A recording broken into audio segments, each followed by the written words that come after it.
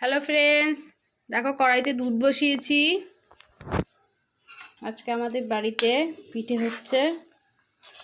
পৌষ মাস তো সারা মাসেই পিঠের পার্বণ চলতেই থাকে। তো আজকে আমরা করছি।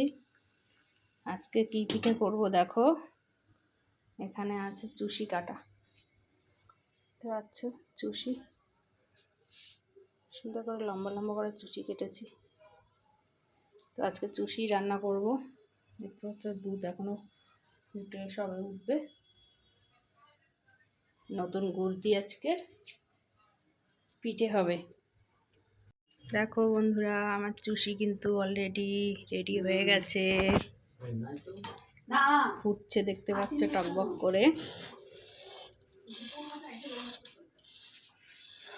দেখতেই পাচ্ছ। তা তোমরা কিরকম চুষি তোমরা কিরকম খাও কমেন্ট করো। তোমাদের কেমন লাগে খেতে? আমাকে তো খুব ভালো লাগে খেতে।